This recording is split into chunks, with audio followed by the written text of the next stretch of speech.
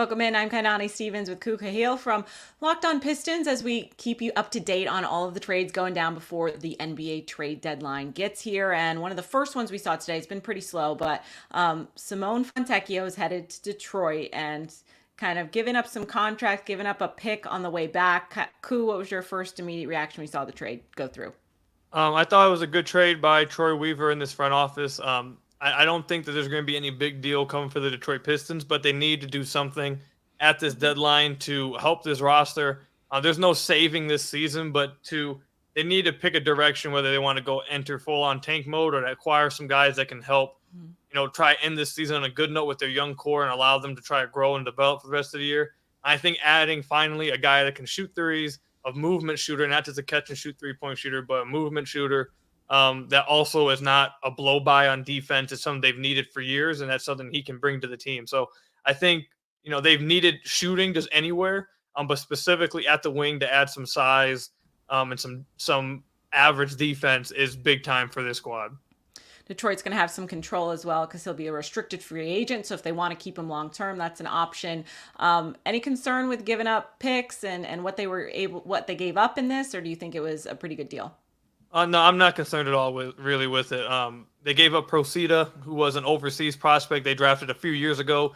From what I understand, he was never going to come over to the United States for the Detroit Pistons, at least. He is a fine prospect, but it didn't sound like he was ever going to make that NBA debut with the Detroit Pistons. So I don't really care about that. Kevin Knox is a journeyman who wasn't in the NBA until the Pistons signed him a few weeks into the year. So that's not a big deal. The 32nd pick or, somewhere around there, wherever the Pistons end up finishing, which I'm assuming that's not the Pistons pick. That's the better of the Grizzlies and another team's pick, somewhere around that 32nd pick. That's a good value. It's basically a first at the very beginning of the second round. But the Detroit Pistons have been, they very often have just traded their second round picks for things they want. And if they want a second round pick, they'll go out and buy one, or they'll go out and make a deal later on and get one. So I'm not really concerned about trading that pick. If it was just a throw-in, like if it was for Marvin Bagley's contract to get off of his contract, then that would be a problem. If you're using that pick to then get a rotation player that will actually play and help you, then yeah, that's completely fine. I'd say that if your 32nd pick were to turn out to have the career that Fontecchio is having or the season he's having, you're probably saying that was a great pick. So I'm not concerned at all with the picks they gave up or the pick they did give up. Do you feel like this move kind of gives you a little bit more clarity about what they're going to do going forward? Because, obviously this season's been pretty tough, but what their kind of goals are going forward, does this clear a little bit up?